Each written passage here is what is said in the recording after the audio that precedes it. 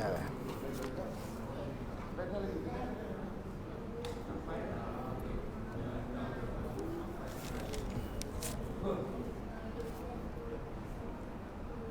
Nampak ke Ustaz? Dah nampak? Tak ada. Nampak.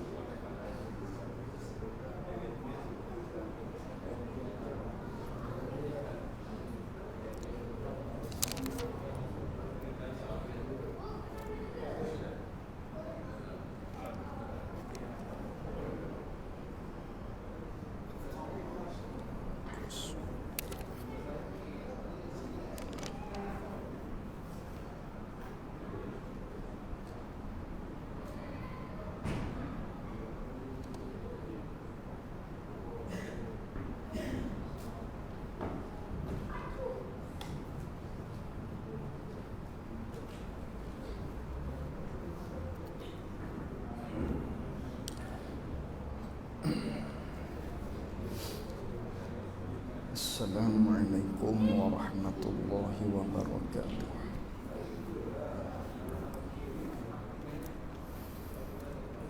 Bismillahirrahmanirrahim. Alhamdulillahi rabbil alamin.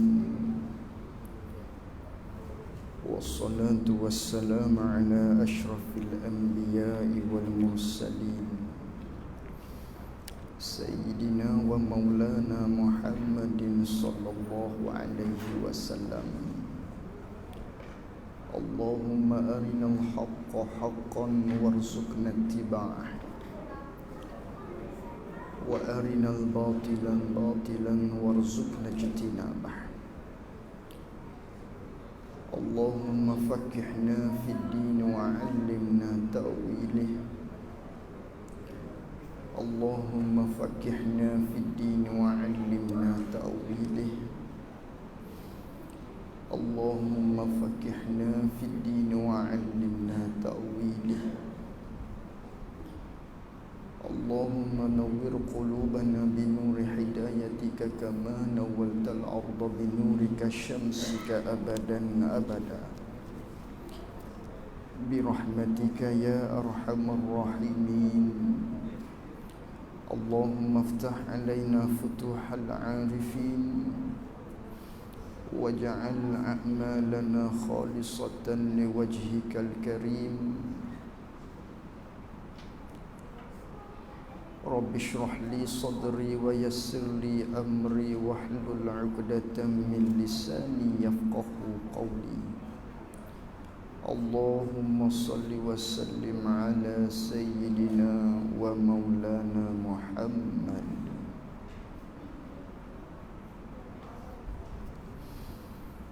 Qala al-muallif rahimahullahu ta'ala wa nafa'na bi'ulumihi wa bi'ulumina fid darain amin.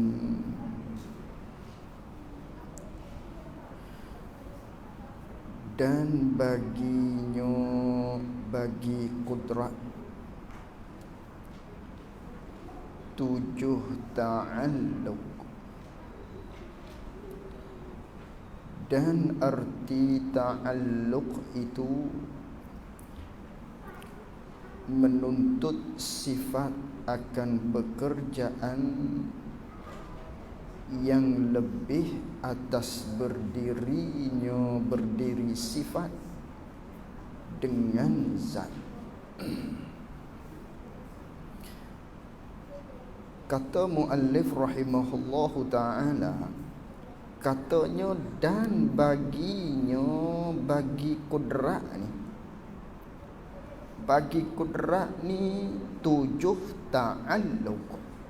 Ni kita akan masuk maknanya pada huraian ta'alluq bagi sifat kudrat, sebagaimana yang telah kita maknanya belajar muzakarah pada pertemuan kita yang lepas, di mana perbahasan kitanya iaitulah pada kata sifat kudrat Allah Subhanahu wa ta'ala, yang kita terjemahnya iaitulah sifat berkuasa. Maka wajib kita i'tiqad dalam hati kita, maknanya Allah Subhanahu wa taala bersifat dengan sifat berkuasa, iaitulah sifat kudrat. Manakala Allah Taala bersifat dengan sifat kudrat, bersifat dengan sifat berkuasa, maka Allah berkuasa.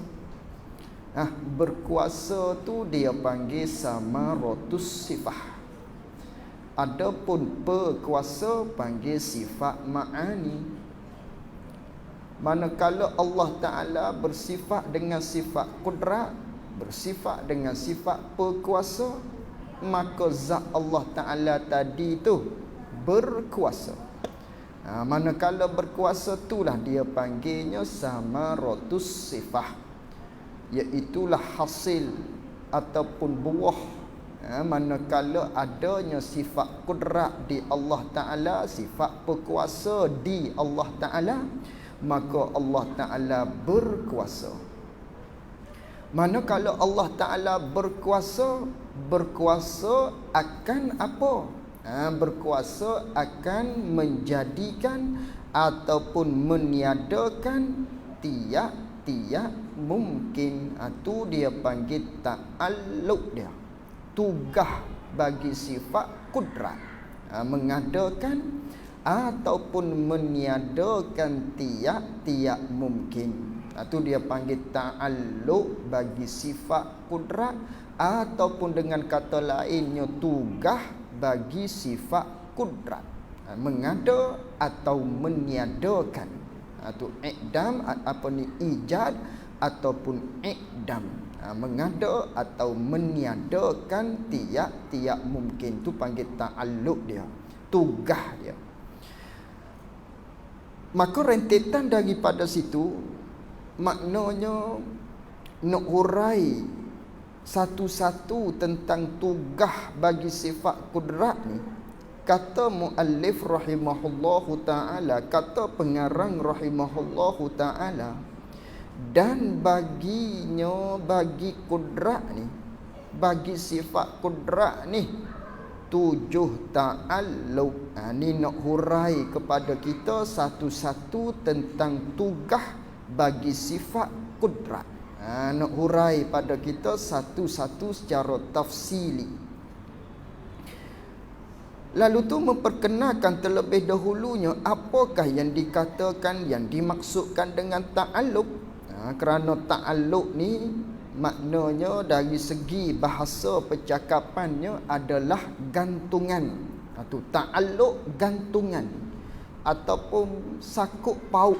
Itu dia panggil ta'alluq, gantungan ataupun sangkutan.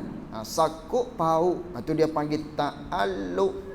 Misal kita bercakap, siapa boleh photostat ni, ini tugas kawan ni, ni ta'alluq kawan ni, ni hak berkait dengan kawan ni, maknanya hak bersakut paut dengan saya ni, photostat ni biar saya lah yang buatnya. Itu tugas dia. Tugas dia maknanya untuk photostat kertas. Tugas dia tu. Itu dia panggil ta'alluq. Bidang tugas dia. Tugas dia panggil. Itu ta'alluq. Dari segi bahasanya gantungan ataupun sakut paut. Lalu tu dah dari segi bahasanya ta'alluq ni ialah gantungan ataupun sangkutan ataupun sangkut paut. Maka ulama-ulama, iaitulah ulama di dalam ilmu usuluddin, membuat satu, maknanya satu istilah di dalam ilmu usuluddin. Ta'alluq ni apa dia? Yang tadi asal makna dia ataupun asal dari sudut bahasanya sangkutan. Maka apakah ta'alluq pada istilah ilmu usuluddin? Ulama dia buat satu istilah, iaitulah ulama usuluddin lah. Dia buat satu istilah ta'alluq ni. Lalu tu katanya pengarang rahimahullahu ta'ala, dan arti ta'alluq itu, yakni makna definisi takluk ni, iaitu definisi takluk pada istilahnya, nak memperkenalkan pada kita apakah yang dimaksudkan dengan takluk. Yang kita sebut tadi maknanya ada bagi sifat kudrat ni 7 takluk. Biar kita tahu dulu terlebih dahulunya apakah yang dimaksudkan dengan takluk. Dan arti ta'alluq itu, ta'alluq pada ilmu istilah ilmu usuluddin ialah menuntut sifat, menuntut oleh sifat. Nok sifat tu menuntut maknanya nok, hadap, apa lagi terjemah lagi, tuju tu menuntut. Ta'alluq ni pada istilahnya maksud dia ialah menuntut oleh sifat, nak oleh sifat, hadap oleh sifat, tuju oleh sifat, hala oleh sifat. Sifat situ maksudnya sifat ma'ani. Nak tambah lagi tu. Jadi ta'alluq ni nak sifat akan pekerjaan, menuntut oleh sifat akan pekerjaan. Dia nak sifat ni dia nak pada satu-satu pekerjaan. Dia nak pada satu-satu pekerjaan yang lebih atas berdiri sifat dengan zat, yakni di zat. Yang lebih tu dia panggil apa tu? Mutlak dia panggil. Dia bukan sifat bagi pekerjaan tu. Maknanya kena takdir begini. Ta'alluq ni ialah menuntut sifat akan pekerjaan, nak sifat, hadap sifat, tuju sifat akan satu-satu pekerjaan yang lebih, yakni akan sebagai tuntut yang lebih. Yakni tuntut akan sebagai tuntut, nak akan sebagai nak yang lebih. Nak yang lebih maknanya nak yang suku sakak. Dia nak kepada yang suku sakak, yang selain gitu. Lebih tu maknanya selain. Dia nak kepada hak selain atas berdirinya hak selain daripada adanya sifat. Berdiri dengan makna ada. Tu kena jaga banyak perkara tu nak suruh faham tu. Berdiri dengan makna ada. Dengan makna di. Semula. Dan arti ta'alluq itu, ni hak kitab dulu. Nanti kita akan bahas hak luar daripada kitab nak suruh kita faham. Ni ambil ibarat dulu. Dan arti ta'alluq itu, makna ataupun definisi ta'alluq ni pada istilah ilmu usuluddinnya, apakah yang dimaksudkan dengan ta'alluq? Ta'alluq ni ialah menuntut oleh sifat, nak oleh sifat ma'ani ni nak akan pekerjaan. Dia tuju pada satu-satu pekerjaan. Dia nak sifat ni pesing sifat ni dia nak kepada satu-satu pekerjaan. Dia nak tu pula, pekerjaan hak dia nak tu pula akan sebagai nak, akan sebagai tuntut yang lebih, yang selain. Dia tuntut hak selain atas berdirinya hak selain, hak ada sifat dengan zat di zat. Hak selain daripada ada sifat di zat, itulah panggil ta'alluq. Itu hak dari sudut kitabnya takrif. Maknanya dia begini. Sifat-sifat ni apa sifat? Sifat ni jenis dianya tak boleh nak ada dia dengan sendiri dia, tak boleh. Hak ada dia dengan sendiri ni ialah zat. Maka takrif sifat ialah maqama bi ghairih, tu sifat. Benda yang mana kita reti dia di benda lain. Ada dia tu di benda lain. Benda ada di benda lain tu panggil sifat. Dah manakala dia tu sifat, dia kena ada di benda lain. Dia tak boleh nak duduk seorang-seorang dia. Dia kerana dia tu bukan zat. Zat ni baru duduk seorang-seorang. Adapun sifat, dia kena ada di zat. Seolah-olahnya, manakala benda tu sifat, seolah-olahnya dia nak kali yang pertama, dia tuntut kali yang pertamanya di zat. Tu dia kata, hak ni hak ta'alluq ni, hak selain daripada tuntut ada sifat di zat, hak selain daripada tu. Tu hadap kali yang pertama. Jadi sifat-sifat ni kali pertamanya dia nak kepada zat. Maka yang inilah dia panggil sifat ma'ani, ataupun maknanya keluarlah samaratus sifah. Manakala Allah bersifat dengan sifat kudrat, apa ni kudrat ni ialah sifat Allah Ta'ala. Dah kudrat ni sifat, dia kena ada di zat Allah. Dia nak kali pertamanya ada di zat. Tu nak kali pertama. Manakala begitu, dah kudrat ni ada di Allah Ta'ala, ada di zat Allah Ta'ala, maka Allah Ta'ala berkuasa. Berkuasa tu dia panggil samaratus sifah. Dah manakala Allah Ta'ala bersifat dengan kudrat, maka Allah berkuasalah. Tu sifat nak kali pertamanya pada zat. Tu sifat. Dia tak boleh lari dah kaedah. Bila sebut sifat, kena ada di benda lain. Maka seolah-olahnya sifat ni, dia hadap pada kali yang pertamanya, dia hadap pada zat. Sifat ma'ani ni dia hadap pada zat. Dia tuju pada zat. Dia nak pada zat pada kali yang pertama. Kudrat nak pada zat. Kudrat nak ada dia di zat Allah Subhanahu wa ta'ala. Tu dia nak pada zat Allah. Itu kudratnya. Maka dah kudrat tu ada di zat Allah Ta'ala yang kita panggil sifat ma'ani, maka Allah berkuasa. Keluarlah samaratus sifah. Hasil manakala Allah Subhanahu wa ta'ala bersifat dengan sifat berkuasa. Manakala adanya kudrat di zat Allah Ta'ala, maka sifat tadi dia nak kali yang kedua. Nak kali yang pertama tadi nak pada zat. Kerana sifat ni kena ada di zat. Kali keduanya dia nak akan apa? Sifat ni, sifat kudrat ni nak akan apa? Nak akan mengadakan. Itu dia panggil ta'alluq.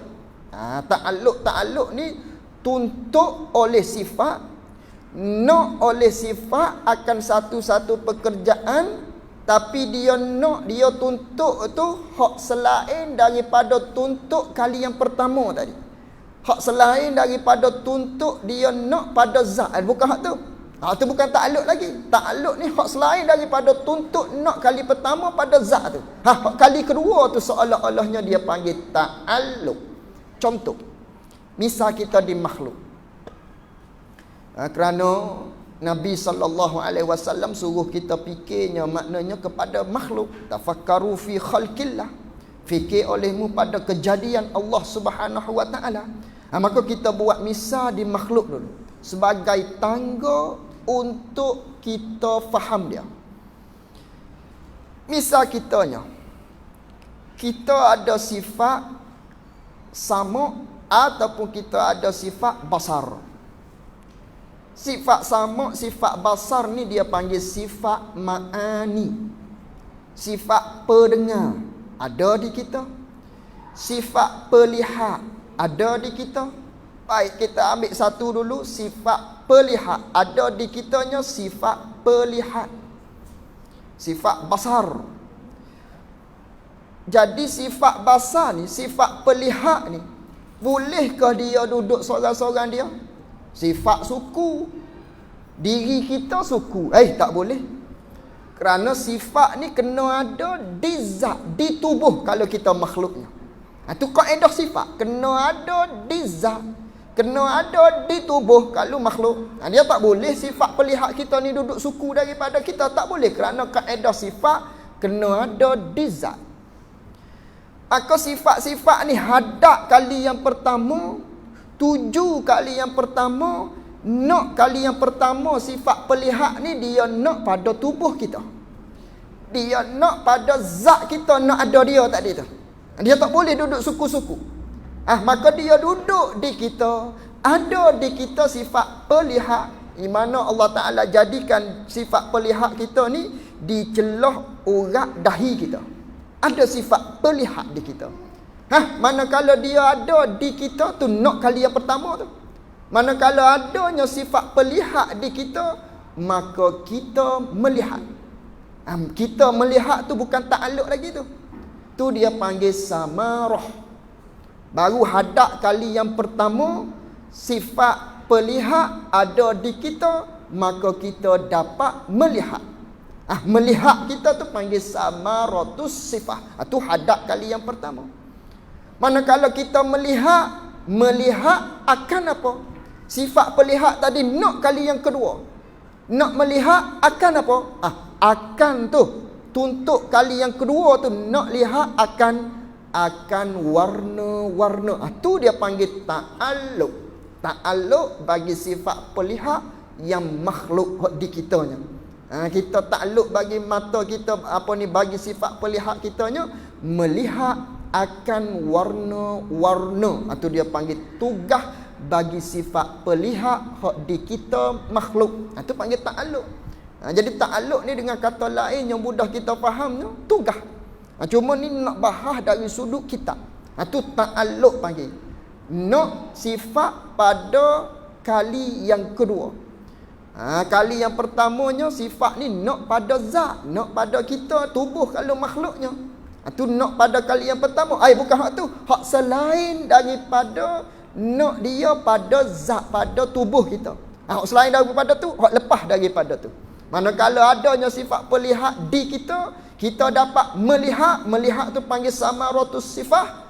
Melihat apa? Melihat akan sifat pelihak nak sekali lagi, dia hadap sekali lagi, tuntut sekali lagi, tuju sekali laginya, dia nak akan melihat akan perkara-perkara yang berwarna umpamanya. Itu dia panggil ta'alluq. Itu hak di kita.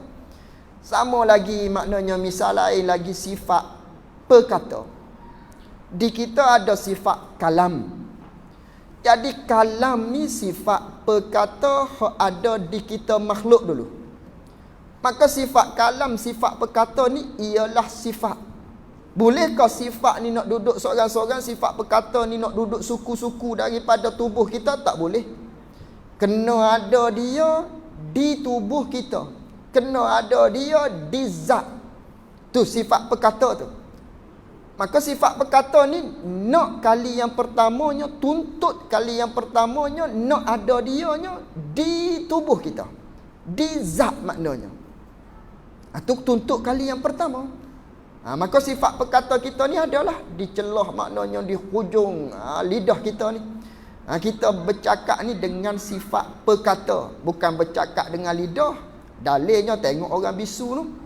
Lidah ada, tapi tak boleh bercakap kerana tidak ada sifat perkata di dia. Maka sifat ni nak kali yang pertamanya di tubuh kita, di zat maknanya. Itu kali yang pertama. Tuntut kali yang pertama sifatnya. Manakala ada sifat perkata di kita, kita dapat berkata-kata. Dapat berkata-kata tu dia panggil samarah. Hasil manakala adanya sifat perkata di kita, maka kita boleh berkata-kata. Itu samaratus sifah nama dia. Dah begitu pula, manakala kita ni ada sifat perkata ni nak satu lagi. Nak tuju satu pekerjaan lagi. Dia tuntut pada satu pekerjaan lagi. Apa dia? Manakala kita boleh berkata-kata. Berkata-kata akan benda-benda yang disuruh umpamanya. Berkata-kata akan benda-benda yang ditegur. Mu jangan sembahyang, mu jangan berzina. Tu maknanya kita tegah dia, kita larang dia. Banyaklah. Tu ta'alluq bagi sifat perkata. Boleh berkata-kata akan apa dia. Banyak berkata-kata tu tadi. Tu hak kita di makhluk. Tu panggil tugas dia. Tu panggil ta'alluq nama dia. Tu makna dia. Ni di sini dia kata ta'alluq tu ialah menuntut oleh sifat, nak oleh sifat, hadap oleh sifat, tuju oleh sifat akan pekerjaan, yakni akan satu-satu pekerjaan. Ta'alluq ni ialah dia nak, sifat ni dia pesing dia nak pada satu-satu pekerjaan. Nak tu pula, tuntut tu pula akan sebagai tuntut hak lebih, hak suku saka, hak selain atas berdirinya, atas adanya sifat dengan zat di zat. Hak selain daripada tu. Hak tu dia panggil ta'alluq. Kerana sifat tuntut kali pertamanya pada zat. Bukan yang tu dia panggil ta'alluq. Ta'alluq ni hak tuntut hak selain daripada zat, dengan maknanya hak kali kedua tu. Manakala adanya sifat perkata, sifat kudrat di Allah Ta'ala, maka Allah Ta'ala berkuasa. Berkuasa apa? Berkuasa mengadakan. Itu tuntut kali yang kedua dia panggil. Itu tuntut kali yang kedua, mengadakan atau meniadakan tiap-tiap mungkin. Itu dia panggil ta'alluq. Maka pendek katanya, ta'alluq ni ialah tugas. Tugas dia. Habis itu. Tu payah juga tu takrif tu. Tak apa payah-payah pun. Maknanya jangan kita mudah peri. Ni peri mecok dengan ilmu. Malah dah aku mengaji, dia kata payah, dia kata tak boleh begitu dengan ilmu. Tak boleh kita nak cepat mecok. Tak boleh kita nak cepat maknanya mengalah. Orang lain ramai lagi hok boleh faham maknanya. Ramai hok boleh faham. Kenapa kita tak boleh faham? Sebab kita gaduh nak mecok. Kita tak boleh nak maknanya nak fikir dengan baik, ataupun kita tak boleh nak asah otak kita sehingga kita cepat mengalah, bawa kita tadi kepada mudah jadi tak faham lah. Sebab kerana kita mudah nak mecok dan menyalahkan diri kita. Itu ilmu. Kadang-kadangnya ada tempat payah, kadang-kadangnya ada tempat tu hak mudah kita faham dia. Itu panggil ta'alluq, ta'rif dianya. Dan tiada ada ta'alluq, dan tiada ada ta'alluq ni, tidak adalah hak jenis tugas ni, melainkan bagi sifat ma'ani jua. Hanya sifat ma'ani sahaja yang mempunyai ta'alluq. Adapun sifat wujud, sifat qidam, sifat baqa, sifat mukhalafah sehingga wahdaniyah, hak tu tidak ada ta'alluq. Kerana yang tu dia panggil sifat bangsa ada. Apa ni sifat yang bangsa sungguh?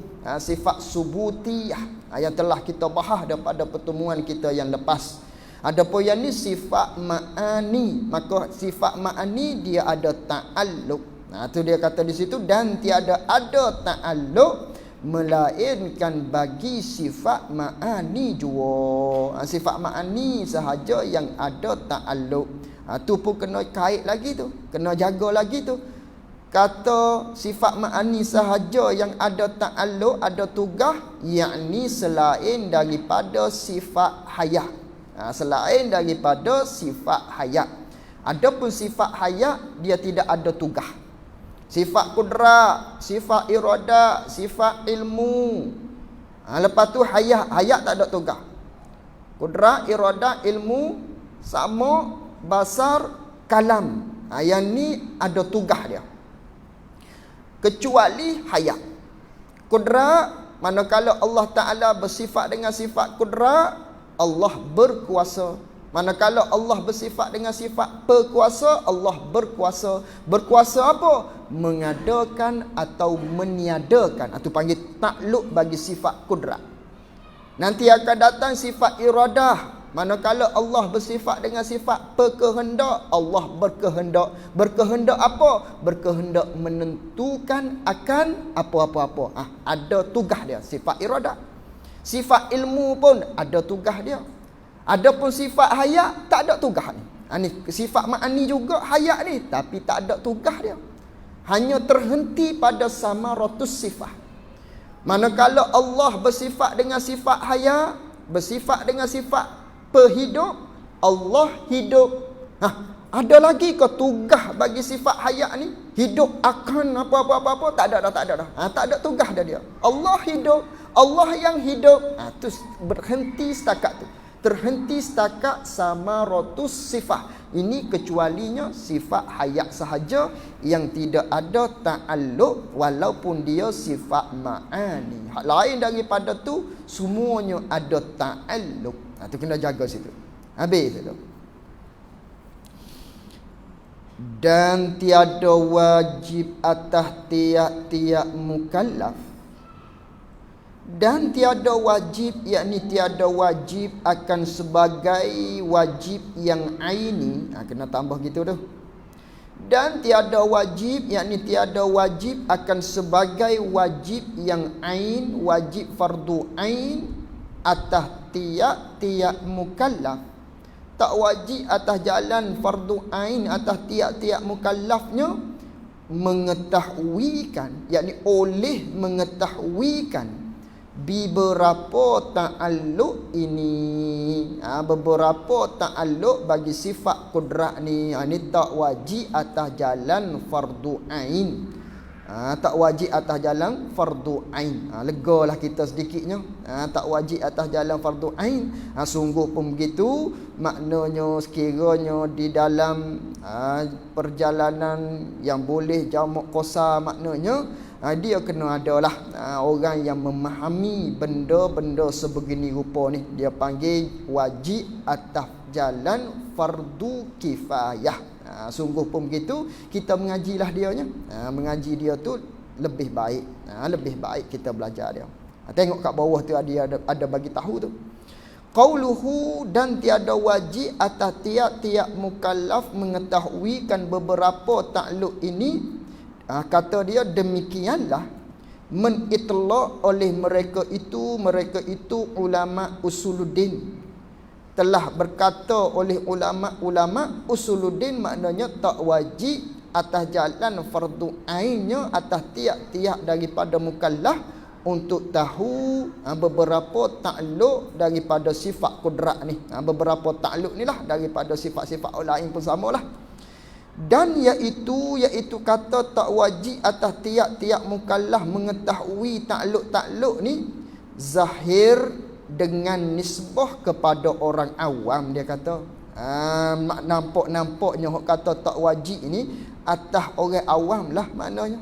Ada pun dengan nisbah kepada yang lain daripada mereka itu orang awam, orang yang nak mendalami medan ilmu maknanya, maka tiada zahir demikian itu kata tak wajib dia tahu ta'alluq ni. Kerana apa? Kerana bahawasanya terkadang membawa oleh jahil dengan beberapa ta'alluq ini. Kadang-kadangnya ramai hok tak reti tentang ta'alluq ni, sehingga mana kepada iktikadkan, yakni membawa kepada mengiktikadkan bahawa Allah Ta'ala itu kuasa bahawa mengambil ia Allah, mengambil dengan makna menjadikan, buat Allah Ta'ala akan sebab apa jadi begitu tu? Kerana dia jahil tentang ta'alluq. Tu kita telah hurai dah pada pertemuan kita yang lepas. Terkadang yang membawa oleh orang yang jahil ni dengan manakala dia jahil dengan beberapa ta'alluq ni, membawa kepada dia i'tiqad bahawa Allah Ta'ala tu kuasa bahawa mengambil ia Allah akan atau mengadamkan atau meniadakan diri Allah, menghilangkan zat Allah Ta'ala. Kerana apa? Kerana kita maknanya hanya tahu sekadar kata Allah maha kuasa segala-gala, sehingga kan boleh bawa kepada dia i'tiqad Allah Ta'ala maknanya kuasa untuk meniadakan diri dia sendiri, atau lain daripada demikian itu daripada mafasid, daripada perkara-perkara yang merosakkan akidah kita yang tiada terhingga banyaknya. Wallahu ta'ala a'lam. Itu ta'liq dia di bawahnya. Jadi kata muallif rahimahullah ta'ala, masuk dalam kotak balik, dan tiada wajib, yakni tak wajib akan sebagai wajib yang fardu ain atas tiap-tiap mukallaf oleh mengetahuikan beberapa takluk ini. Tak wajib kita tahu atas jalan fardu ain takluk ni. Kerana apa? Ilak dianya kerana ia beberapa takluk ini daripada bicaraan, daripada bahasan, setengah daripada perbicaraan yang dalam, iaitulah yang payah daripada ilmu ini, ilmu usuluddin. Kerana dia ni merupakan satu benda yang payahlah, di antara setengah daripada perbahasan hak payah, di antaranya iaitulah berkaitan dengan ta'alluq. Ni payah, maka dah payah sangat, tak wajiblah atas jalan fardu ain untuk kita tahu perkara-perkara tersebut. Lalu tu kata pengarang rahimahullahu ta'ala, maka satu ta'alluq daripada yang 7 itu, maka satu ta'alluq daripada yang 7 itu, dah tadi dia kata ada bagi sifat kudrat ni 7 ta'alluq. Nak hurai dah lah satu-satunya. Maka satu ta'alluq daripada yang 7 itu, khabarnya ialah nama dia ta'alluq suluhi qadim. Ni yang pertama. Yang pertama daripada 7, nama dianya ta'alluq suluhi qadim. Apa tu ta'alluq suluhi qadim? Iaitu ta'alluq suluhi qadim ni patuk kudrat, yakni patuk dan padan bagi kudrat, yakni kudrat Allah Ta'ala pada azali. Pada azali lagi patuk dan padan. Patuk apa? Bagi mengadakan dan meniadakan dengan dia, yakni hal keadaan Allah Ta'ala bersifat dengan dia dengan kudrat, atau panggil ta'alluq suluhi qadim nama dia. Apa ta'alluq suluhi qadim? Patuk dan padan. Patuk dan padan bagi Allah Ta'ala, bagi sifat kudrat Allah Ta'ala ni patuk dan padan. Bila? Sedia kala lagi patuk dan padan. Patuk padan apa? Mengadakan atau nak meniadakan. Patuk padan tu sedia kala lagi, atau dia panggil suluhi qadim. Dah manakala Allah Ta'ala ni maknanya bersifat dengan sifat kudrat sedia kala, Allah tu ada sedia kala. Kudrat Allah Ta'ala tu pula maknanya ada di zat Allah Ta'ala sedia kala. Maka Allah Ta'ala berkuasa sedia kala lagi. Manakala Allah Ta'ala berkuasa sedia kala lagi, patuk dan padan bagi Allah Ta'ala hal keadaan dia bersifat dengan sifat perkuasa ni sedia kala lagi, maknanya dia bersifat dengan sifat perkuasa. Patuk dan padan bagi Allah Ta'ala nak mengadakan dan nak meniadakan. Patuk dan padan sedia kala lagi, bukan mengadakan dan meniadakan sedia kala, bukan. Patuk dan padan tu dah Allah Ta'ala bersifat dengan sifat kudrat ni sedia kala, dia berkuasa sedia kala. Dia patuk dan padan nak mengadakan, nak meniadakan sedia kala. Itu dia panggil suluhi qadim nama dia. Contoh, misal saiz selipar kitanya saiz 5, saiz 7 umpamanya, saiz kasut kita.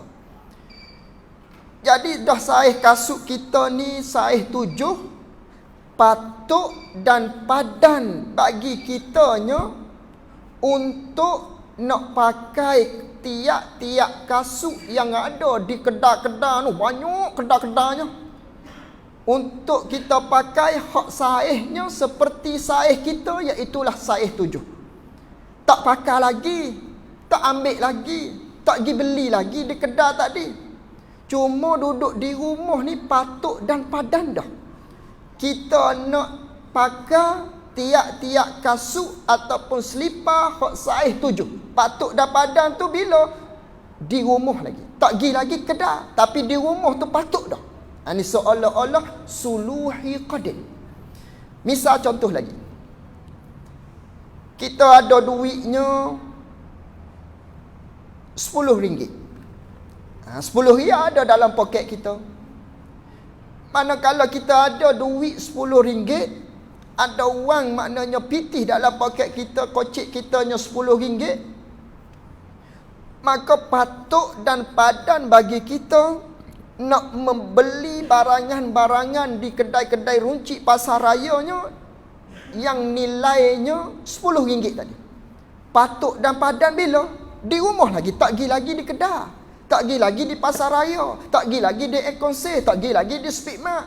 Cuma patut tu di rumah lagi. Dah ada duit kita dalam koceknya RM10. Maka tiap-tiap barang yang ada di kedai kunci, di pasar raya, nilainya senilai dengan apa ada di kita, maka patut dan padan bagi kita. Tak pergi lagi, tak beli lagi. Di rumah tu patut dah. Kerana ada di kitanya nilai RM10. Ini sama ni. Ini tu seolah-olah suluhi qadim. Nak misal saja tu. Nak contoh saja.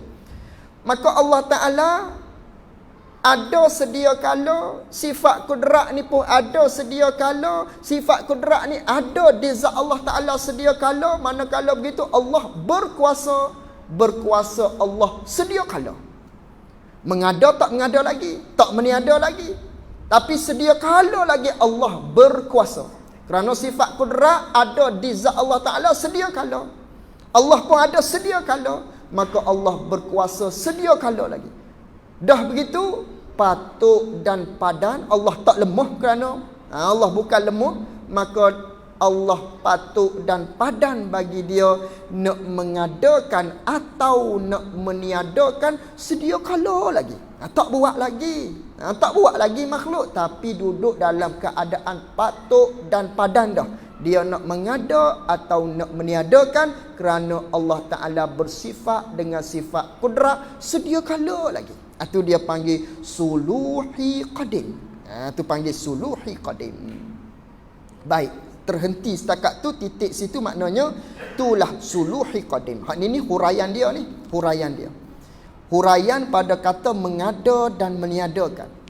Mengada dan meniadakan tu pula, mengada dan meniada tu pula, bila Allah Ta'ala nak mengadakan dan meniadakan, mengada meniada akan tiap-tiap mungkin tu pula pada waktu imkan. Pada waktu imkan mengada meniada ni, waktu ni dia terbahagi pada dua. Ada waktu yang kita panggilnya azali. Satu laginya waktu dia panggil waktu imkan. Waktu imkan ni kalau terjemah waktu boleh jadi, atau panggil waktu imkan. Jadi waktu terbahagi pada dua, ada namanya azali, ada satu laginya nama imkan. Azali ni ialah suatu ketika, bukan ketika tapi nak bercakap tu payah. Dia bukan masa azali ni, tapi nak bercakap tu sempit sangat, kita sebut dengan kata ketika lah. Azali ni ialah ketika mana Allah sahaja ada. Semua benda lain tak ada lagi, tak menjadi apa-apa lagi. Allah dan sifat-sifat dia, atau panggil azali. Adapun imkan ialah suatu mana Allah Ta'ala menjadikan permulaan sekali bagi makhluk. Andai katanya kita ambil pendapat ahli sufi, maknanya permulaan sekali, hak mula-mula, maknanya Allah Ta'ala jadikan makhluk ni ialah nur Nabi kita sallallahu alaihi wasallam. Situ tu dia panggil waktu imkan. Boleh jadi dah, lepas daripada tu banyak lah akan terjadinya maknanya. Allah Ta'ala nak menjadikan maknanya. Atau waktu imkan ni waktu mula-mula Allah Ta'ala menjadikan daripada sesuatu makhluk, atau panggil waktu imkan. Maka mengadakan, meniadakan ni pula pada waktu imkan. Tu dia panggil mengada meniada ni pada waktu imkan, pada waktu boleh jadi. Mengada dan meniadakan pada waktu imkan. Dia tidak ada pada waktu azali lagi Allah Ta'ala mengada dah. Tak ada. Semuanya baru menjadikan. Pada waktu imkan, pada waktu boleh jadi. Jadi ta'rif suluhi qadim patut padan bagi Allah Ta'ala nak mengadakan dan meniadakan azali lagi. Patut padan bagi Allah nak mengada atau nak meniadakan. Mengada meniada tu pada waktu imkan. Tapi nak mengada meniada pada waktu imkan. Contohnya bagaimana? Misal luar lagi. Nak suruh kita mudah fahamnya. Misal tadi kita ada duitnya RM10. Kita ada duit RM10. Manakala kita ada duit RM10, patut dan padan bagi kita nak membeli tiap-tiap barang yang ada di kedai runcitnya hak nilainya RM10, tak beli lagi. Tapi patut dan padan bagi kita nak membeli. Tak beli lagi, kita berada di rumah ni. Ini dia panggil suluhi qadim. Seolah-olahnya waktu kita berada di rumah tu dah ada duit RM10 dalam beg kita, dalam kocek kita. Waktu tu patut dan padan kita nak membeli. Tak beli lagi. Tak pergi lagi ni. Waktu imkannya mana? Waktu imkannya kena duduk di kedai tu. Itu panggil waktu imkan. Ketika ni tak lagi ni duduk di rumah lagi. Tak ada lagi barang-barangan di rumah kita. Waktu imkannya setelah mana kita pergi di kedai rucik tu. Manakala kita pergi di kedai rucik, membeli kita tu, tak say membeli pun boleh dah lah. Itu waktu imkan kitanya di kedai rucik tu. Itu panggil waktu imkan, seolah-olahnya begitulah. Ini pun sama ni. Allah Ta'ala patut bagi dia, maknanya untuk mengadakan dan meniadakan azali lagi. Sedia kala lagi maknanya patut dan padan dah dia nak mengada atau meniadakan. Tapi nak mengadakan dan meniadakan tu pula pada waktu imkan. Pada waktu hak boleh jadi. Mengadakan, meniadakan. Adapun patut sedia kala lagi. Patut tu sedia kala. Mengada, meniada tu pada waktu boleh jadi. Mana pada waktu boleh jadinya? Iaitulah pada waktu, maknanya setelah mana Allah Ta'ala jadikan nur Nabi kita Muhammad sallallahu alaihi wasallam. Mengadakan, meniada pada waktu tu, pada waktu imkan nama dia. Tu waktu imkan.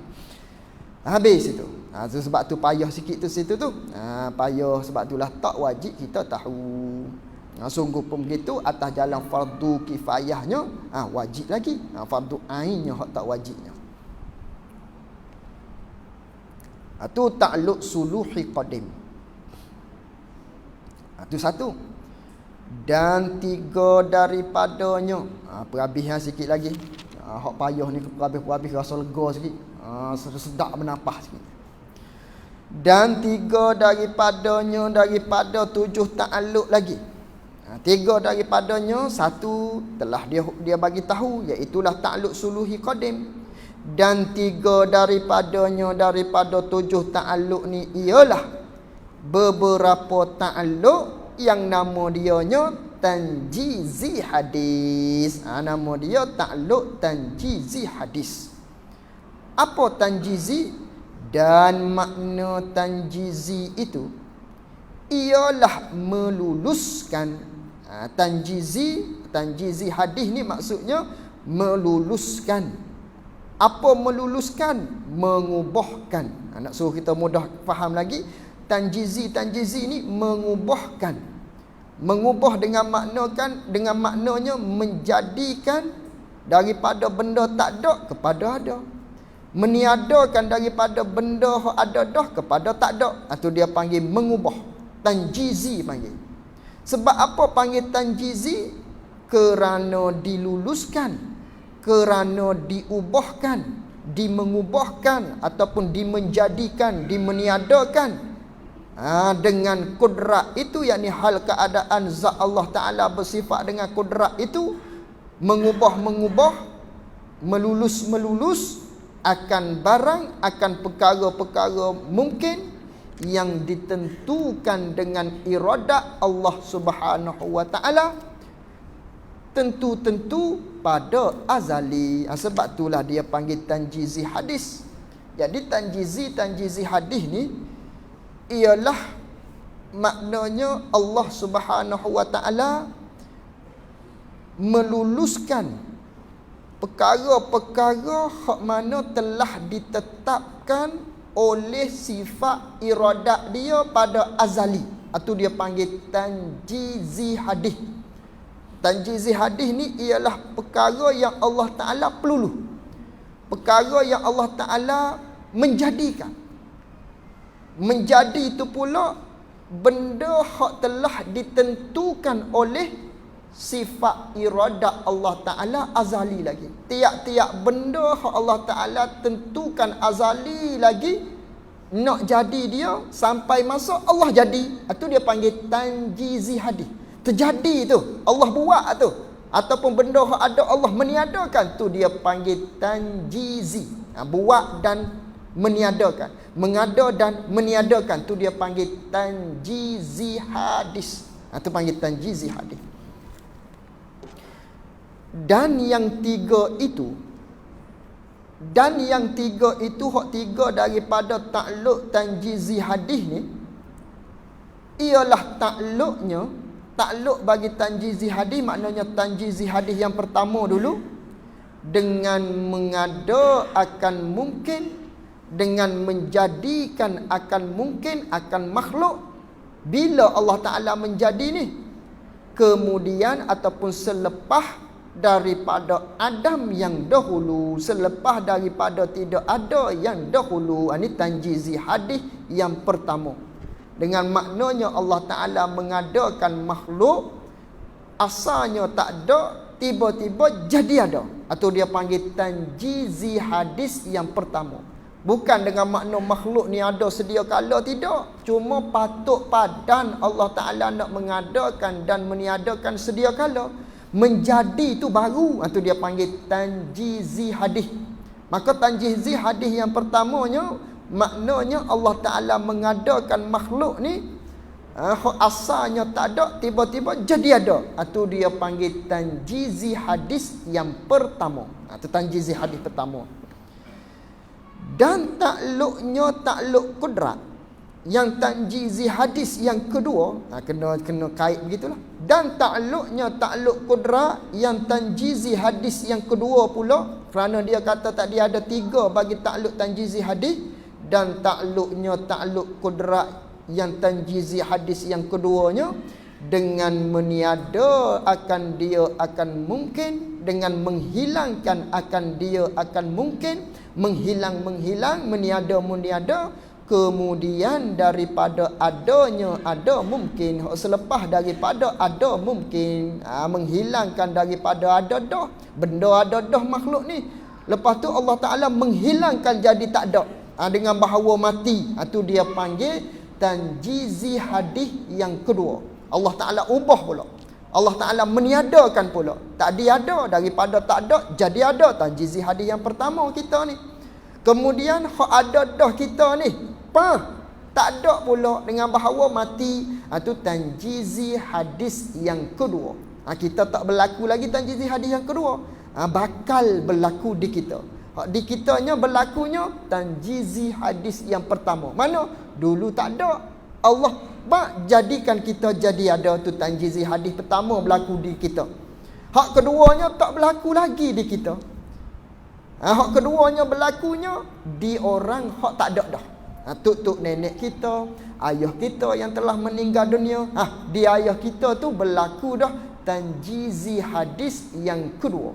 Kita baru satu saja, dengan bahawanya dulu tak ada jadi ada, Allah Ta'ala yang menjadikan. Maka tanjizi hadis yang pertama telah berlaku, telah alami di kita. Adapun yang kedua ni tak alami lagi. Itu dua. Dan takluknya takluk kudrat yang tanjizi hadis yang ketiganya, dengan mengadakan dia kan mungkin, yakni dengan mengadakan semula akan dia akan mungkin, ataupun dengan mengadakan kembali akan dia akan mungkin. Mengadakan kembali kerana apa?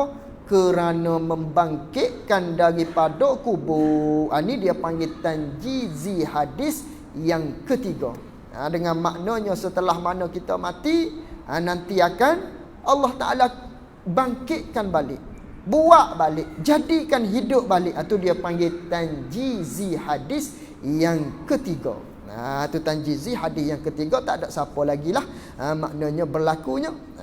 Tu hak nanti kiamat tu. Tu tanjizi hadis yang ketiga. Habis tanjizi hadis.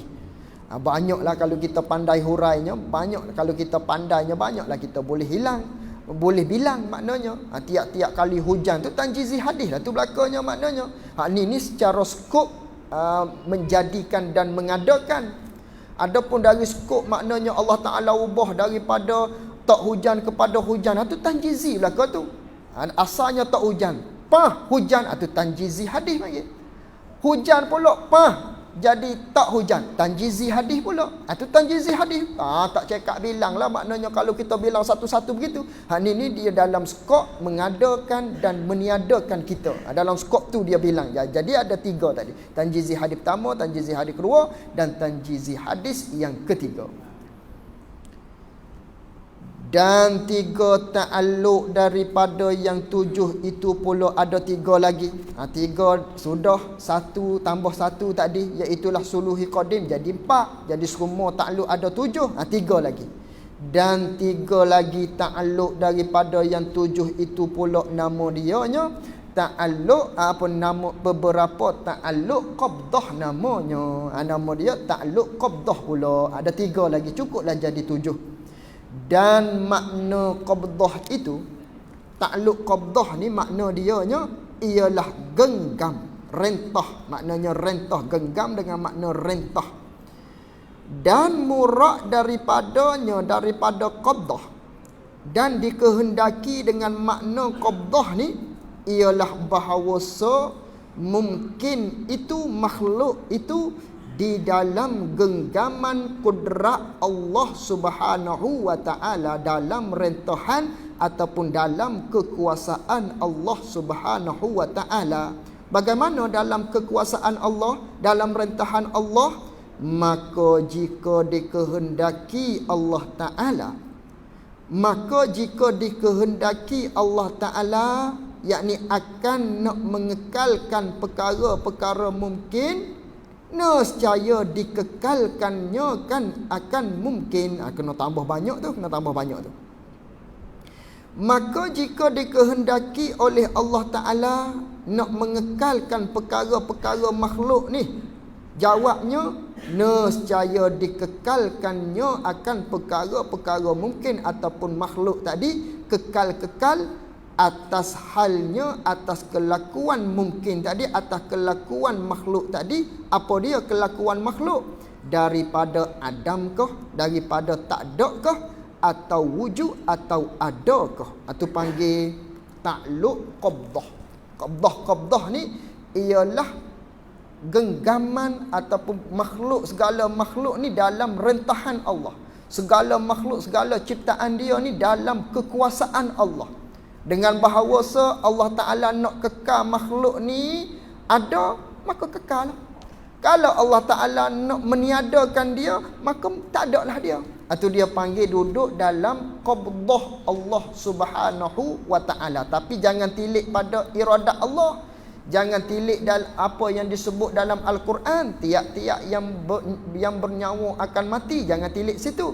Tilik semata-mata Allah Ta'ala ni kuasa. Manakala Allah Ta'ala kuasa, kita ni ada. Allah Ta'ala nak kekalkan kita dalam ada pun boleh.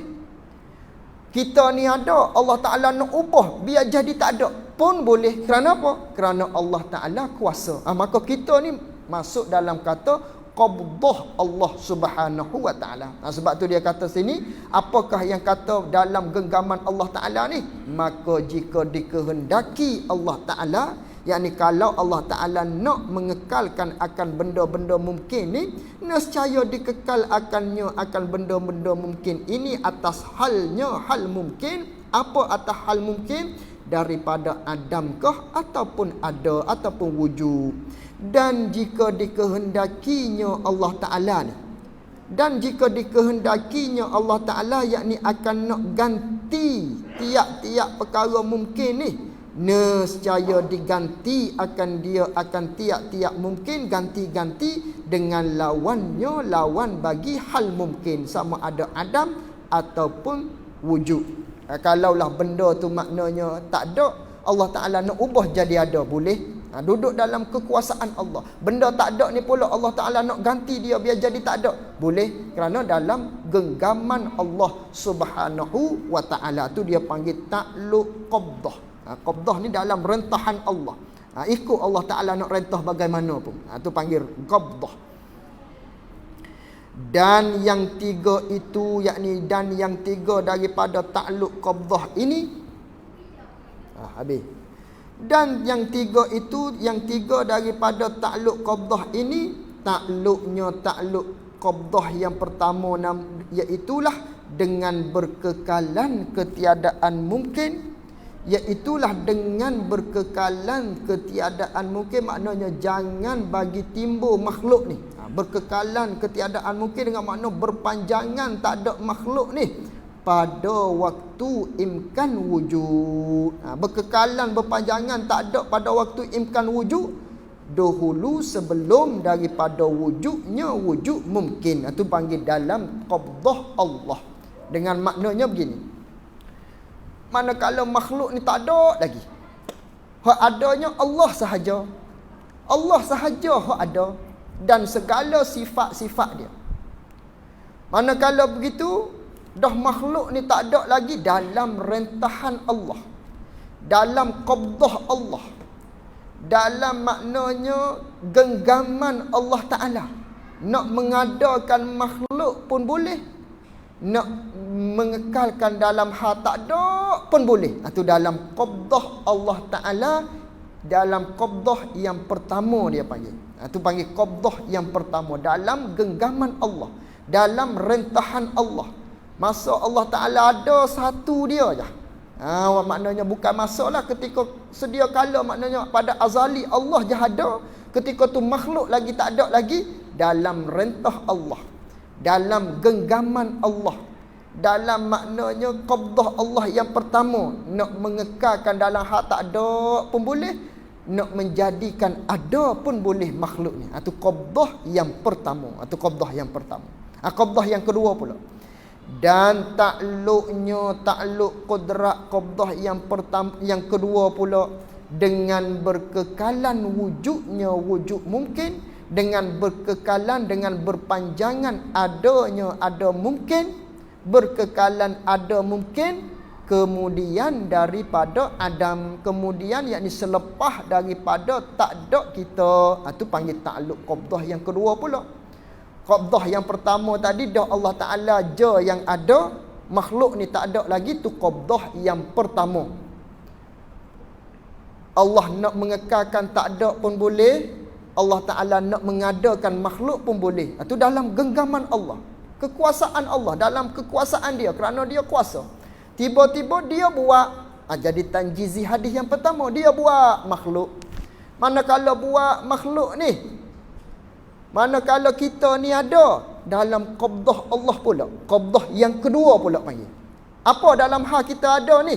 Allah nak mengekalkan kita ada pun boleh, ataupun Allah Ta'ala ada ni, kita ni Allah Ta'ala nak ubah jadi tak ada kita dengan bahawa mati pun boleh. Itu qabdah yang kedua nama dia. Setelah kita ada ni, manakala kita ada, duduk dalam qabdah pula kita ni, dalam genggaman Allah pula, dalam kekuasaan Allah Ta'ala pula. Nak kekal dalam ada kita ni pun boleh, selama-lama nak kekal ada pun boleh. Ataupun maknanya nak mematikan kita, nak mengubahkan daripada ada kita kepada tiada pun boleh, kerana Allah Ta'ala tu kuasa. Tapi jangan tilik ayat Quran, tiap-tiap yang bernyawa pasti akan mati. Kalau tilik dalam ayat Quran, tilik pada iradat Allah Ta'ala, maka wajib mati. Tak adalah qabdah ni. Qabdah ni sekira-kira tidak kita tilik pada ayat-ayat Quran ataupun janji-janji Allah Ta'ala yang terdapat dalam Quran. Jangan tilik situ, baru jadi ada qabdah ni. Dalam kekuasaan Allah, semata-mata Allah tu kuasa.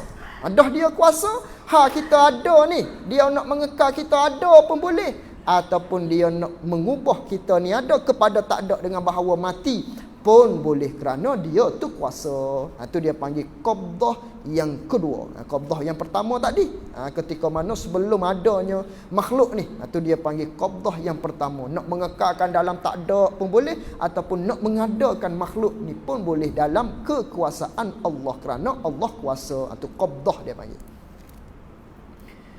Dan takluk kudrah bagi qabdah yang ketiga, iaitulah dengan berkekalan adamnya adam mungkin, dengan berpanjangan tak ada makhluk. Bila berkekalan tak ada makhluk ni, kemudian ataupun selepas daripada ada kita, itu dia panggil qabdah yang ketiga.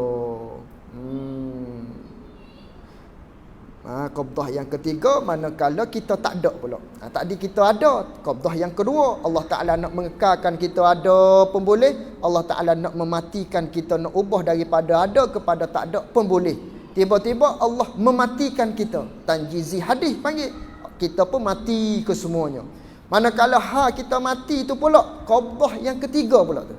Allah Ta'ala kuasa, maknanya dah Allah Ta'ala tu berkuasa, maka dalam qabdah Allah Ta'ala, dalam genggaman Allah Ta'ala nak mengekalkan kita tadi hal keadaan mati selama-lama, boleh juga.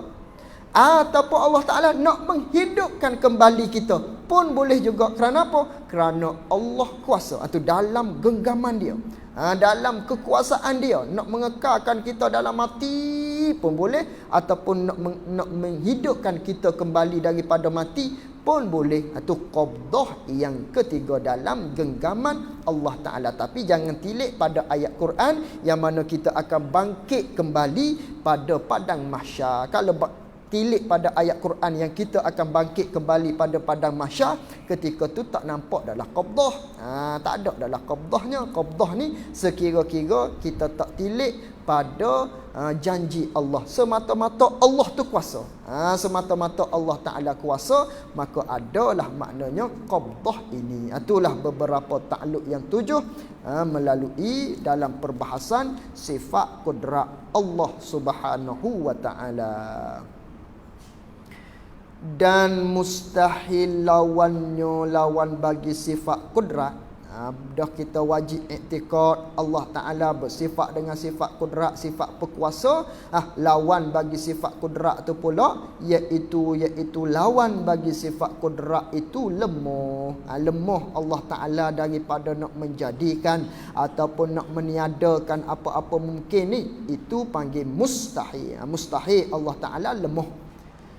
Dan dalil, yakni dalil yang kita fikir dengan akalnya atas kudrat Allah Ta'ala itu, ialah bahawasanya jikalau ada ia Allah Ta'ala itu lemah, kalaulah Allah Ta'ala ni lemah fardu takdirnya, nescaya tiada didapatkan sesuatu, yakni sedikit pun daripada makhluk ini. Kalaulah Allah Ta'ala tu lemah, nescaya tak bolehlah nak menjadikan sedikit pun daripada makhluk ni. Kalau dia lemah, hatta nyamuk pun tak boleh nak jadikan kerana dia lemah. Dan iaitu tiada didapatkan sedikit pun daripada makhluk ni. Batil, palsu, berlawak dengan musyahadah, dengan pandangan mata kita yang kita telah saksikan, maknanya makhluk ni telah ada, bukan tidak ada. Maka sabitlah kudratnya, kudrat Allah Ta'ala, maka kejaklah dalam hati kita. Manakala kita telah musyahadah, kita telah lihat dengan mata kepala kita makhluk ini telah ada. Dan apabila sabit ia kudrat Allah Ta'ala, mustahillah lemahnya Allah Subhanahu wa Ta'ala. Tu dalil yang kita fikir dengan akal kita. Setelah kita saksikan dengan pandangan mata kita makhluk ni telah ada, itulah dalil maknanya Allah Subhanahu wa Ta'ala tu kuasa. Kedelapan iradah, iaitulah kehendak. Wallahu a'lam wa ilmuhu wa atam. Jazakumullahu khairan jazak. Assalamualaikum warahmatullahi wabarakatuh.